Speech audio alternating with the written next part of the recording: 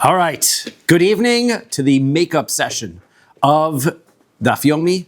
We are sponsored for this month by Michael Tzadidi in honor of making his first forthcoming siyum with our amazing shul, Maseches Horayos.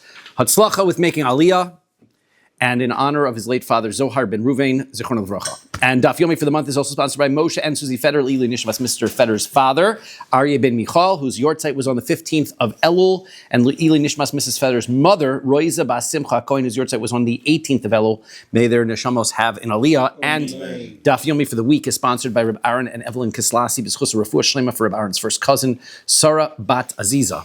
And we are starting a new parak tonight, right? Brand new. We can find it on 6b.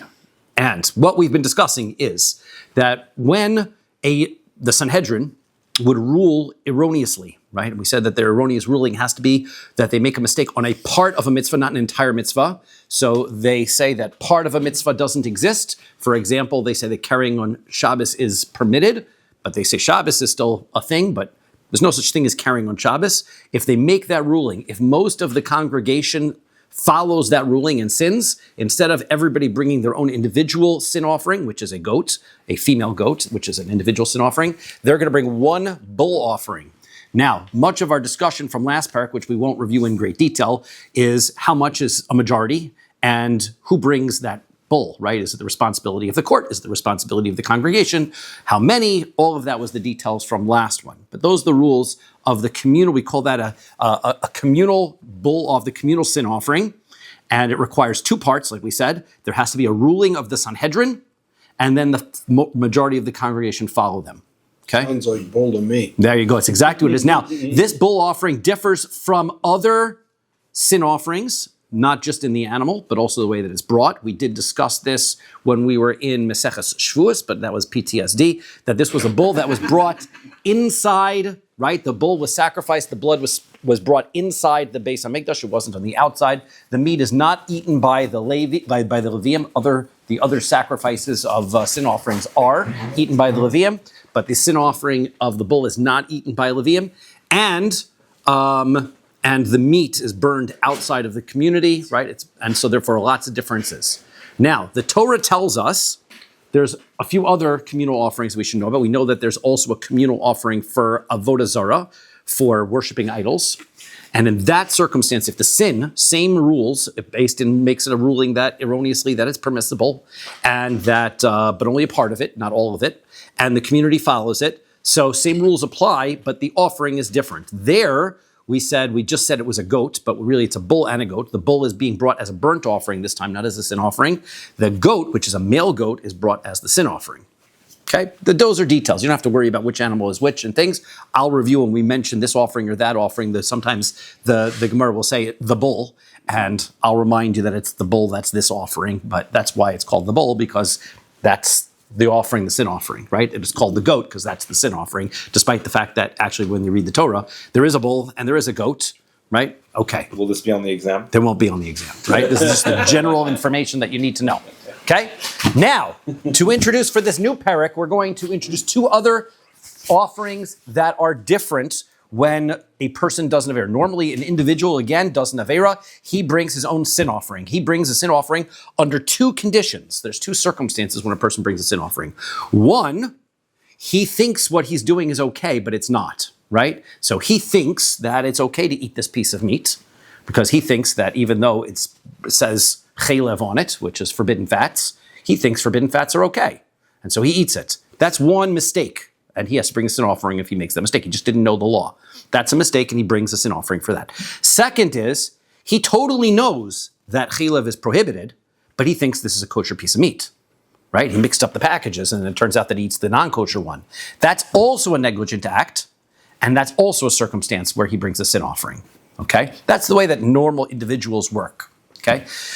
When it comes to, however, there are going to be two other individuals that have rules that are different in the way they bring their sin offerings. That's going to be called the Kohen Mashiach. That's the anointed Kohen. Mashiach, not to be confused with the anointed king of Israel who, brings in the end of days, right? This may come right away, immediately and now, not tonight, but probably tomorrow morning. And then we will have, but we have a Kohen Mashiach. That is when the Kohen would be elevated to the status of the Kohen Gadol, he would be anointed with oil to elevate him in a status. Now, they only had the anointing oil during the first Beis HaMikdash, we had discussed previously. And during the second Beis HaMikdash, in order to become the Kohen Gadol, they just put the garments on, and they became the Kohen Gadol. There's very few differences in halacha between a Kohen who is Mashiach and a Kohen who is what they call Meruba Begodim. That means that he just became elevated through the garments. A Kohen who's elevated through the garments, though, does not bring this special offering that we're going to be discussing. That's why we're going to call this the Kohen Mashiach offering, the anointed Kohen offering. It doesn't apply to a Kohen Gadol who's not anointed. The second temple, they didn't bring this offering. That's correct. This would never have happened in the second temple. Now, and there's going to be other reasons we're going to see that it has to have happened to a Kohen who is of significant in regard to his ability to make halachic decisions, which, as we also discussed during the second Beis HaMikdash, most of the Kohanim were not that. Now, this Kohen is going to bring a special offering. His offering is also going to be a bull. It's identical to the community offering. And we're also going to see that, for the most part, most of the rules of it are identical to the community offering, in that if the Kohen simply makes a mistake and thinks that something is permissible and he eats it, that's not going to be a circumstance that he's going to bring his special offering. His offering has to be in a circumstance where, one, he thinks it's permissible, he makes a ruling for himself, thinks that this is permissible, and then he acts. Just like we had by the community offering, where we needed the Beis Din to say that this was permissible, and then the community acts. The Kohen has to actually think this prohibited item is really permissible, and then follow that ruling. If all he does is make a mistake, pick up the wrong piece of meat, that's not going to qualify for him for this offering. We're also going to see that, unlike when it came to the community, if the community members are not eligible to be atoned for by a community offering, then they all have to bring their own individual offerings. When it comes to the Kohen, if he's not eligible to bring his special offering, he doesn't bring any offering at all. So if a Kohen, why? Because the pasuk, as we're going to see, tells us, this is all introduction, help us go through the Gemara quickly. The pasuk is going to tell us that a Kohen Gadol and a Nasi, the Nasi is going to be the second one, he's the ruler of the Jewish people, they don't bring a regular sin offering of the individuals. They bring a special offering. If they're not eligible for detailed reasons for that special offering, they don't bring any offering. So that means that if a Kohen thinks this is a kosher piece of meat and he eats it, and then he finds out that somebody switched it on him, he doesn't bring anything. Whereas a regular individual is going to bring a sin offering for that. The person who switches, shouldn't he be the one? The person who switches it, if he does that, if he did that on purpose, right? But I'm figuring that what wound up happening is, some guy walked by and goes, "Hey, why did somebody put this piece of meat here?" Pick it up and goes, "Oh, it's probably not mine." Puts it back down in a wrong place, right? I'm not saying that somebody tricked the Kohen. If somebody does trick the Kohen and cause him, then he's in violation of lifnei iver lo sitein michshol, and that is going to be a prohibition on his part, right? But the Kohen himself doesn't have a prohibition. That's the introduction. Good? Right. Okay, here we go. Mishnah. I have a question. Okay, good. It's off topic, but I just need to know halachically. Every morning I say the two brachas on learning Torah. Yes. Now, I said it this morning for learning Torah today. Yes. But because it's now another day. Good question. Should I have said it, or should I say it before I'm learning this Torah today? So the rule is, either once the day ends, right, you get to nighttime, right, then you do not need to read, as long as you do not go to sleep. So if you, after Shabbos, took a nap for a half hour, 45 minutes, right, and now you woke up, then yes, you need a new set of brachos, but you need the two things: nightfall plus a significant sleep. And that's why, right, when we stay up all night on Shavuos, right, we try to get somebody else to say our brachos for us. We answer our main to it because we didn't sleep. Even though it went to the next day, we didn't sleep. So you don't have to say them with a new bracha. So if I actually had a nap, I should say the brachas again? Wasn't significant enough for Netilat Yadayim? Yes. Right, exactly. Okay, good. Okay. Next, we're going to start off here. Hora Kohen Mashiach la'atzmo. So if this anointed Kohen, he makes a decision for himself, right? He makes a ruling for himself that something's permitted, which it really is not. So asa shogeg, and then he acts negligently because of that mistaken ruling. Mevi par, he brings a bull offering. Shogeg ve'asa mezid. Now, if he makes a mistaken ruling, but then when he actually does the aveira, he does that on purpose, okay? Mezid ve'asa shogeg, or he intentionally makes the wrong ruling, and then he acts negligently. We're going to see what those cases are, but that's going to be a circumstance where he, well, let's wait until we get to the Gemara. So then he's putter. Those circumstances are exempt. He has to actually both rule negligently and then act through that ruling. Shehoras koi Mashiach la'atzmo kehoras based in litzibur, because the rules of the anointed Kohen and the rules of the community offering are identical in that regard, like we said in the introduction.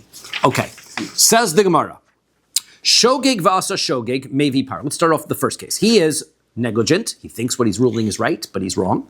And then he follows that ruling. He brings a bull offering. Well, pshita, that's fairly obvious. That's what the Torah says. So Amar Abaye, so Abaye says, no, it's a little bit of a novel ruling, because here's what are we talking about? Kegon shehora v'shachach me'ezetam hora. What happens is he made a ruling. He said that this forbidden fats are permissible, but then he forgot why he said that. So ubeshah shetah. So now he goes to eat it. What does he do? Amar, he says, Hareini os al das hora. So I was probably right.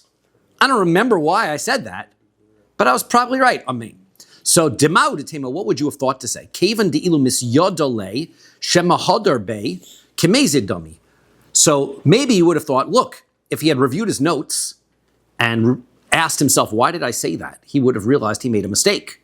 And so therefore, the fact that he's not reviewing and asking the question, why did I say that? That makes him not negligent, but almost on purpose, because he's not checking to make sure that he's did the right thing. So velo lechayev, and he shouldn't be liable for his offering. Kamashmon, so therefore the Mishnah says no, that is still eligible because he bid the ruling with negligence and he is following the ruling. Even if he didn't double check his notes, that's still going to be eligible for the bull offering. Next case, mezid ve'asa shogeg. So if he rules, right, he rules in a case where he makes the ruling on purpose and he acts with negligence. So we said that his ruling is going to be, let's see, let's double check exactly how that case works.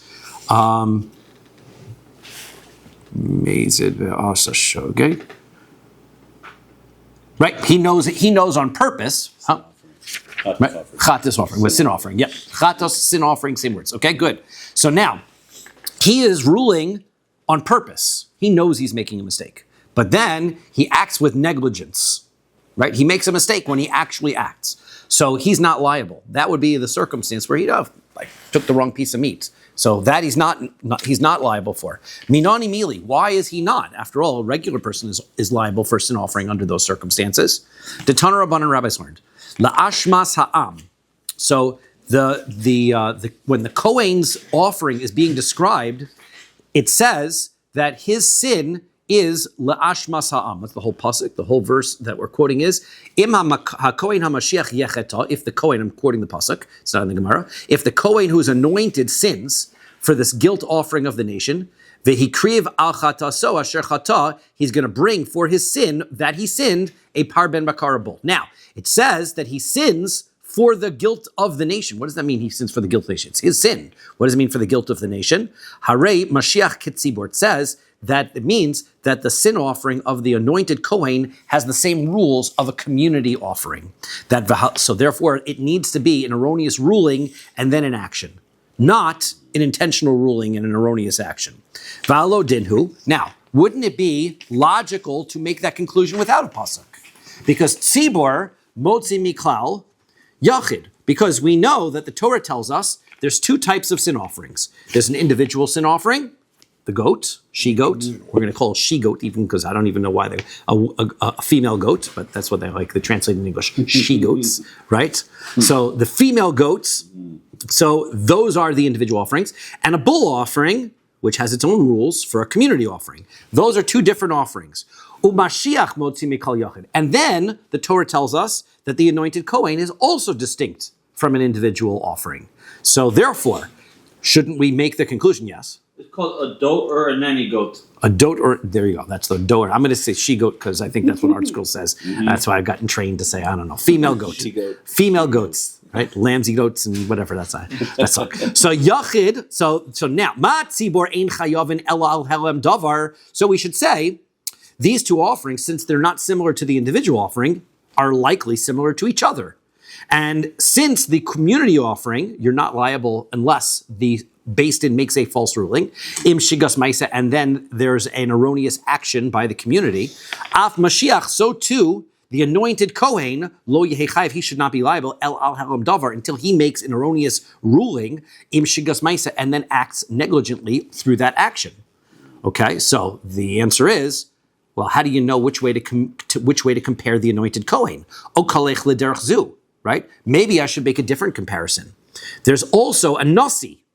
The nasi we hardly talked about yet in the introduction. The nasi brings a goat, a male goat, for his sin offering if he makes a mistake. What's a nasi? A nasi is a leader of the Jewish people. Okay. Now, not to be confused with literally, well, that's the Hebrew word for a president, right? But not to be confused with a nasi who is the head of a shevet, a tribe. In the Torah, we have nasiim, who are heads of tribes. This nasi is the head of the entire Jewish. Moshe was a nasi. Moshe would be in the category of a nasi. Yes, right. A melech, and it would be a nasi, right? But not all nasiim are malachim, right? All malachim would be a nasi, right? But David HaMelech would be the nasi, right? Correct. Okay. So now, the nasi. Motzi mikal yachid. So the nasi is also different than the individual. But we're going to see that when it comes to the nasi, he brings a sin offering even if he doesn't have a ruling. He just makes a mistake. He still brings his sin offering. Umashiach motzi mikal yachid. And we also know that an anointed kohen is also not like an individual. Ma nasi mevi b'shigagas maiseh below helam davar. So maybe we should compare. Why are we comparing the anointed kohen to the community offering? Why not compare the Kohen to the Nasi offering? And the Nasi offering, he brings his sin offering if he makes a mistake in action, right? Without a ruling. He eats the wrong piece of meat. He does bring his offering. Af Mashiach mevi b'shigas maisa. So too, the Kohen should also bring his korban if he makes a mistake in action, not with a ruling, right? He just eats the wrong piece of meat. Below helam davar, without a ruling. So therefore, we have to ask the question, Nira lemi domeh. Which is the Kohen more similar to? Is he more similar to the community offering, or is he more similar to the Nasi's offering?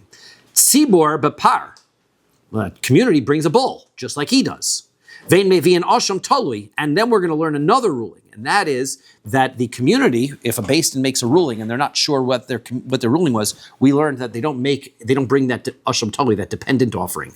That's the offering that you bring when you're not sure whether you did an avera or you didn't. We don't bring that one, right? We're going to learn that the Kohen also doesn't bring that. We didn't learn that yet, but that's going to be upcoming. So therefore, there's a couple of ways that the Kohen is similar to the Kohen is similar to the community offering. Umashiach bapar, that is that the Kohen Mashiach also brings a bull. Vein mevi asham talui. A Kohen also doesn't bring the offering if he's not sure if he did the avera. So matzibur. But I'll show you a couple ways that the community is not the same as him. Matzibor eno chayev ela. So therefore, we're going to say matzibor eno chayev ela alam davar im shigdas maiseh. So therefore, the community, right? You need to have a mistake in the Beis Din's ruling, and then with an action, a negligent action on the part of the community. So therefore, af Mashiach lo yechayev ela alam davar im shigdas maiseh. So too, the Kohen needs to have a ruling and a mistake because they're similar. Oh, kalech l'derech zu. Or I'll show you other ways that the Kohen is more similar to the Nasi again, to the president, and that is that the Nasi mevi seira ba'avodas kochavim. That is that the Nasi, the president, if he does an avera, if he does his avera of avodas kochavim, he's going to bring the goat that is brought by idolatry. Okay, umevi asham vadai. And he's also responsible when it comes to a circumstance where he does an avera that brings a community offering. When do we bring a korban asham? For example, if you are swearing falsely, you bring in korban asham. So in that circumstance, a kohen, this is not the asham totally, but the asham vadai, right? So we're going to bring the kohen is going to be, he's an individual, just like a nasi. Those offerings are not brought by a community, but they are brought by the nasi, and they're brought by the Kohen. Mashiach mevi seir b'avodas kochavim mevi asham vadai. So the Kohen is similar to him. So man nasi mevi shigas ma'isa af Mashiach mevi b'shigas ma'isa. So therefore, let's learn that the Kohen Mashiach is similar to the nasi, and he brings his bull when he just makes a regular mistake and he eats the wrong piece of meat. So what we basically have here is two different ways of looking at the Kohen. We don't know whether he's going to be responsible, whether he needs a ruling in order to be, the question here is, he picks up the wrong piece of meat. Does he have to bring a sin offering or not? Okay? So if he's more similar to the community, he doesn't. If he's more similar to the Nasi, then he does. We've seen ways that we can compare him to the community, and that makes sense, and ways that we can compare him to the Nasi, and that makes sense. Which way are we going to go? So the Gemara concludes, there's no way to tell. Therefore, Talmud Lomer, that's why the pasuk says, La'ashmas ha'am. The pasuk says the Kohen is to be compared to the community offering. And therefore, Harehu Mashiach Kitzibor, the anointed Kohen is just like the community. Matzibor eno mevi ela halam davar im shigas ma'aseh. Just like the community only brings the korban if they are negligent in action and have an erroneous ruling. So too, the Kohen needs both of those things, an erroneous ruling and a bad and a negligent act. If he just makes a mistake and eats the wrong piece of meat, does not bring an offering. Okay, so Ema, let's say, Matzibor hora v'asu acharav behora aso chayavin. So let's say by the community, let's say the circumstance is that if they make a mistake, let's say the community says, let's say the Beis Din says, they make their ruling, and then they repeal their ruling. Okay? And they are gonna, I'm sorry, the so chayavin. So then the Beis Din has to bring the bull offering. So I'm sorry, I said that wrong. Let's say the Beis Din makes their mistake, and the community then follow their ruling. So then they are obligated, b'horaso, by their ruling. They're chayav and af Mashiach. So too, that's the way the anointed offering of the Kohen works. Keshahora, when he makes his ruling, v'asu acharav b'horaso yehei chayav. And so if he acts, why don't we say that his application works just like the community offering? We need the community to do what he did, not he does what he did, because that's, if you're going to compare to the community offering, the community requires the Beis Din to make a ruling and then the community to act. Why isn't the same thing then? The Kohen Gadol makes the ruling and then the community acts. That's when he should bring it. Talmud Lomar, therefore the pasuk says, V'ikriv achat taso asher chata. He brings an offering for his sin that he sinned. Al ma shechata hu mevi, vein mevi al ma shechatu achirim. His offering is different, the pasuk specifically says, because he brings his offering for his avera, not for anybody else's. So that's the distinction. Okay, Amar Mar says, Mashiach bepar ve'en mevi asham taloi minole. We threw in the middle there that the anointed Kohen doesn't bring a offering for a circumstance where he's not sure whether he did the avera or not. Right? Let's say he makes the ruling, and then he eats a piece of meat, and he's not sure whether that piece of meat was prohibited or not. Beforehand or after? Afterwards, right? So he doesn't know now. And so everybody else in that circumstance would bring a korban asham toli, an offering that, just in case. It's a just in case offering, right? Toli means it depends, right? I'm not sure. We said the Kohen doesn't bring that offering. Why is that? Minale de'ein mevi asham toli. How do we know that the Kohen Gadol doesn't ever bring that offering? Dichsiv, because the pasuk says, V'chaper alav ha-kohen al shigagaso asher shagag. The pasuk says that the bull offering atones for his negligence that he was negligent. A double language there. Mi shechataso v'shigagaso shaveh. It has to be that that's talking about the Asham Toli. The Asham Toli, when the Kohen brings this Asham Toli, he will atone for the negligence that this person was negligent in. What does that mean? That means that this Asham Toli, this atonement offering, only applies to those people who bring a korban chatos when they are negligent, right? Because it only applies to those that shagag, what are those pasuk? V'chiper hakohen al shigagaso asher shagag, right? It's going to atone for the negligence that he was negligent. So therefore, those people who would be negligent would bring a korban chatos. The asham totally helps. Yotza Mashiach, this anointed Kohen, doesn't get that offering. Why? She'ein shigagaso v'chatoso shaveh. His negligence and his sin offerings are not the same thing, right? That's not the same thing. If he's negligent, he brings no sin offering, right? Dichsiv, because the pasuk says lash masa'am, because the pasuk tells us his rules follow the community bull offering. Harehu Mashiach ketzibur lash masa'am. Al korchach lo ka'amar le ela asham kedei nasba. So therefore, this the pasuk lash masa'am. So harehu Mashiach ketzibur. What's that last line is? Why would the Kohen not have to bring an offering if his sin was negligent? Sorry? Why would the Kohen not have to bring an offering if his sin was So negligent? I'll explain that 1 second, right? Okay. Let's see. Am Am I happy I didn't live in these times?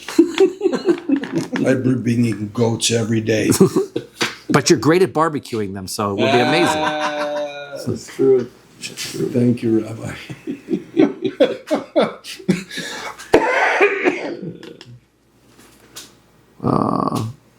Yeah, that tomahawk was pretty good. I agree. What? Oh, at the game? Oh, Sam, nice. That'll be nice to have Hamak at the game itself. Yeah, that's not happening. It was a great game, though. Especially the 10th inning. Okay, so the problem that we have is that the Brisa, right? The Brisa threw that issue in. La'ashmas ha'am, right? The Brisa threw in. How do we know that the Kohen Gadol is similar to the Beis Din? We said because they both don't bring in Asham Toli. Yeah. The only problem is how do we know that the Kohen doesn't bring the Asham Toli? Because we compared the Kohen to the people. Right. Well, that's circular logic. You can't say that since he doesn't bring an Asham Toli, that's how we know he's like the community offering, and then say, how do we know he doesn't bring the Asham Toli? Because he's like it goes back and forth. Therefore, the Gemara ends off. That's the last line of the sentence. Therefore, the pasuk is saying that line is just thrown in there as a side point. Once we now know in conclusion that the Kohen, because the pasuk says that the Kohen follows the community offering, we also know another similarity between the Kohen and the community offering is that he doesn't bring an Asham Toli. But because the pasuk says. It's because the pasuk says. Yeah. At that point in the Brisa, they wouldn't have known that. The Brisa just throws it in because it goes along with the flow. That's how the Gemara says. Now, your question is, why wouldn't the Kohen have to bring if he makes a regular mistake? So the answer is technical. It's all technical. The pasuk tells us that a Kohen, an anointed Kohen, brings a different sin offering than the regular people. But a non-anointed one does. Correct. A non-anointed one brings the same one as everybody else. Okay. Correct. Meruba Begadim is going to bring the regular she-goat that everybody else brings. This anointed Kohen is told, you bring a bull offering. However, now that he doesn't, we tell number one, he doesn't bring the regular sin offering. So all the rules of the regular sin offering are off for him. Now we have to take a look at under what circumstances he has to bring his bull. Those rules are different because those rules are more similar to when the community has to bring a sin offering, not when the individual brings a sin offering. Therefore, by technical reason, any reason to have that presumption. So Amar of Papas or of Papa says, Kegon Shahayu Muflin Shneim. The answer is they were both of high learning capabilities. And therefore, Shnehem Savar Shahayu Muflin Shnehem. So therefore, since both of them are of high rank of ability to make a ruling, therefore their ruling is accepted, is valid. His is also, and that's why we have the conversation that we're having. Savar Abaye Lemeimar. Abaye thought to say, Chata b'fnei atzmo v'asa b'fnei atzmo. Heichi dami. So Abaye was figuring to explain the Mishnah as follows. When we say that the Kohen Mashiach, he's making his own mistake and he is also following his own ruling, what's the case? De yosvi b'shnei mekomos v'kamoru b'trei as isurei. The case where the Mishnah says that he's liable and has to bring his own offering, that's the case where the Kohen and the Sanhedrin weren't anywhere near each other when they were making their rulings. They didn't influence each other because they weren't in the same room when they were both making their rulings. And number two, their rulings were not related to the same ruling, right? They both ruled on different things. Therefore, the Kohen can't say, my ruling is my ruling is influenced by the Beis Din, because he wasn't even talking about the same things. The kamoru betrays. So Amar le Rava. So Rava says to him, "Atushnei mekamos gormin." Who cares if they're in a different place, right? Once they're talking about two different rulings, they could be in the same room. It doesn't make a difference. They're not talking about the same thing. Even if they're sitting together, if they're talking about two different prohibitions, that's still going to be the Kohen ruling, making his own ruling. So bottom line is, if the Kohen if the Beis Din says this is prohibited, and he says, oh, you know what else is permitted, and he says, you know what else is permitted? This is also permitted, and he follows his ruling, he's going to be liable to bring his own offering, because it's not based on the Beis Din. Okay, pshita, it is obvious that hu bechelev vehein ba'avodos kochavim. It's obvious that if the difference between their rulings is that they permit forbidden fats, and he permits something having to do with idolatry, so chet b'fnei atzmahu, that's for sure two individual different averos, and the Kohen's going to bring his own sin offering. Deha chalukin b'tamayu v'chalukin b'korbanos. They're the psukim that have to do with sin offerings about avodah zarah, and the psukim that have to do with forbidden fats are different psukim, and the korbanos are also different, right? One is a goat offering, they're different offerings. One is a regular sin offering. Dehu b'par v'hein b'par v'seir, right? If the community sins, right, they have to bring a bull offering.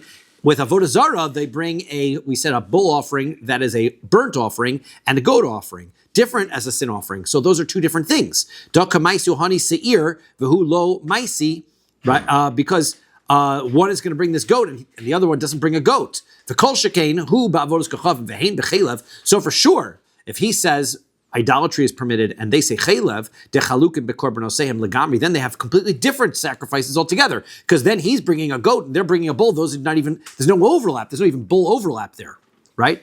Dehu seirav inhu par. He's bringing a goat and they're bringing a bull. So their offerings are completely different. So if you have two completely different rulings, then for sure the Kohen's bringing his own offering and Beis Din's bringing their own thing. Not talking about the same thing.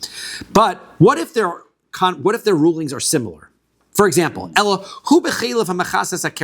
what about if he rules that the forbidden fats that cover the abu mesim, right? That was the fourth stomach in the cow that we'll be discussing when we get to Masechet Kulin. That's where they ruminate and digest. The fourth stomach of the cow. Vehein bechelev she'al ha-dakin. And they're talking about the fats, forbidden fats on the small intestines. Mahu, what would be the ruling over there? So they're talking about different forbidden fats. After, at the end of the day, it's the same offering. They're both going to bring a bull offering. But the source in the Torah for each of those things is two different verses. So it's not the same prohibition. Even though forbidden fats, it's not the same. One is forbidden fats in one place, one is forbidden fats someplace else. So ha pligin betamayu, they're different psukim. O dilma shem chelev echad. Or do we say, look, they're both forbidden fats, therefore it's the same thing. Therefore the Kohen doesn't have to bring his own offering. He can be covered by the community offering. Im timtzalomar shem chelev echad hu bechelev vehein bedam. So okay, let's say that we say that both of them rule in forbidden fats, that's going to be the same, and therefore the Kohen can be included in the community offering. What if he says forbidden fats are permitted, and they say blood is permitted to drink, right? What will be the rule there? They're different psukim, there's different verses that tell each of those prohibitions. Oh, Dilma came into Shavim Bekorban, but they have the same offering. They're both regular sin offerings, they're both bull offerings if they are in violation. Basar Korban Azlinan, do we go after the offering and say it's the same thing? Therefore the Kohen can be atoned for by their bull offering. So Teku, we leave that aside. Like we did before when we talked about whether the Beis Din, we had that sort of conversation. We had the Beis Din ruling after they already erroneously ruled before. Okay, now, she'ein beis, the next thing it says, she'ein beis in chayav and ad sheyoreh levatel miktas ulekayim miktas. We said beis din is only liable if they uphold part of the rules and they nullify part of it. Minolon de ad sheyoreh levatel miktas ulekayim miktas. How do we know that is the rule? Kedamrinan beidach pirkan, like we said last parak. We explained it. V'nelam davar, which says that something is hidden. Davar v'lo kol haguf. Something, not the entire thing. Okay, that was what we said last time. V'chein HaMashiach, that's the same rule when it comes to the anointed Kohen. Minolan, how do I know that's the case? Because the pasuk says, Lashmas ha'am, because his rules follow the community's rules. So therefore, if the community needs to be liable when only part of the rule is violated, so too he also is only liable if part of the ruling is violated. He is the same thing. His ruling of his offering is the same as the community. Same thing when it comes to idolatry. And how do I know that? Rabbis learn. Once the Torah tells us that the rules of avodah zarah, there's a separate verses that tell us that when it comes to idolatry, a different sacrifice. I might think that it also has completely different rules, and therefore the community would be liable to bring an offering, even if you violate the entire. If they make a mistake and say all avodah zarah is permissible. Nemar kan me'enei, but nemar lahalan me'enei. So therefore, there's a gzera shava, which we learned at the end of last parak also. Me'enei and me'enei. When it comes to the regular community offering, it has to be only part of the mitzvah missing. So therefore, also by avodah zarah, ma leholan bebeistin afkan nami bebeistin. So therefore, we know that it's not true. The presumption is, if you read through the psukim that have to do with we don't actually read those psukim inside. Those psukim that talk about bringing this goat offering don't tell you anything about what it's talking about. It just says if the community does an avera, they bring a goat. It doesn't tell you that it's talking about idolatry. It doesn't tell you that there has to be a based-in ruling. The fact that it's idolatry, we're going to see later on why we come to the conclusion it's talking about idolatry. But the fact that it's talking about a ruling of based-in is based on this, what do you call it? On this gzera shava. Me'enei. Just like with other averos, it requires a ruling of based-in. So too, when it comes to avodah zarah, it requires a ruling of based-in. Ma'alahalan davar v'lo kol haguf. Just like when it comes to the ruling of based-in, it has to be part of the rule, not the entire rule missing. So afkan nami, also when it comes to avodah zarah, davar v'lo kol haguf. It has to be a part of it, not the entire thing. Next Mishnah. Yes. Okay, so three quick questions. What is me'enei? From the eyes of. And the reason why it's quoted there, from the eyes of, is that word is written in two sections. We have a rule that states that if I have the same word written in two different sections of the Torah, then it's like a wormhole connecting the two. And therefore, whatever the rules are in one, the rules are the same in the other section. Okay, and remind me what Gezerah Shavua is. The Gezerah Shava is that wormhole, right? The Gezerah Shava is the connection between the two. And why do they keep bringing idolatry into this whole thing? Because there are two separate sections in the Torah, right? We should actually probably take out, when we're not in a rush, right? We have two different sections in the Torah which talk about these community offerings. Right? One is in Vayikra, in Sefer Vayikra, and Parshas Vayikra, and it tells us that the community brings a offering when Beis-Din makes a mistake. And then we have another one in Bamidbar that says, when the community makes a mistake, you bring a goat offering. So, one of those is talking about most Averos. The other one in Bamidbar is talking about the rules of Avodah Zarah. And what it teaches us is that, generally speaking, the rule is that when the community makes a mistake, the offering is a bull, like it says in Vayikra. But when the mistake that the community makes has to do with idolatry, the offering is a goat. And that's why, because it tells us in two different places. And the word me'enei, because most of those rules that are stated in Vayikra are not restated in Bamidbar, since the word me'enei is written in both places, we learn that all the rules that are stated in Vayikra regarding the bull offering also apply to the idolatry offering, even though it's a goat. It's a goat, but the rules apply. You still need a court ruling. You still need the ruling with the head of the Beis-Din present. You still need the most of the congregation to follow their ruling. You said all those things are the same. So the only big difference is the animal that's brought. Thank you. Says the next Mishnah, Ein chayavin al helam davar im shigagas hamaisa. Okay, so the rule is that they're not going to bring, the Kohen is not going to bring an offering unless, the Beis-Din is not liable unless they make an erroneous ruling with a action from the court. V'chein hamashiach, same thing about the Kohen Gadol. V'lo ba'avodos kochavim, and also when it comes to idolatry, in chayavin el ha'am davar im shigas ma'isa, you need the same thing. Now we're going to already know. We already know, because you just asked the questions, right? We already know what. We already know. Well, as we're going to go through this, why is it that the Kohen is the identical rule as the communal offering? Because we said Ashma Sa'am. We already have that connection, right? That pasuk tells us that there are those same rules. Why is it that the same rule apply by Avodah Zarah as applied to the community offering? Because me'ene, me'ene. Now the Gemara is just going to remind us of all that. Minolon, how do I know that this rule, that Beis Din is obligated only if they make an erroneous ruling and then people follow? The Tanur Rabbanan and rabbis learned. Yishku, they make a mistake. Yachu Yehu Chayav and Al Shigagas Maisa. You might think that if the community makes a mistake, right, without an erroneous ruling, so they'd have to bring a community offering. Tamalomar, Yishku v'nelam davar. You need both things. The mistake of the community, but it has to be based on an erroneous Beis Din ruling. Ein chayavin al haram davar im shigas ma'isa. That's the quick review of last parak, right? You need the erroneous Beis Din ruling and the mistake of the community. V'cheira Mashiach, same rule by the Kohen. Why? How do we know that? Lashma sa'am. Like we said, Ashma Sa'am tells us, Hare Mashiach Ketzibor, that the Kohen Gadol is the same rule as the community. Velo ba'avoros kochavim. Now it's also by the idol worshiper. Ela al ha'um davar im shigas ma'isa. You need the same thing. You need the mistaken ruling plus the action of the community. Minolan, how do we know that? Lefi sheyatza avoros kochavim lidon ba'atzma. Because, as we just said, avoros idolatry has its own psukim.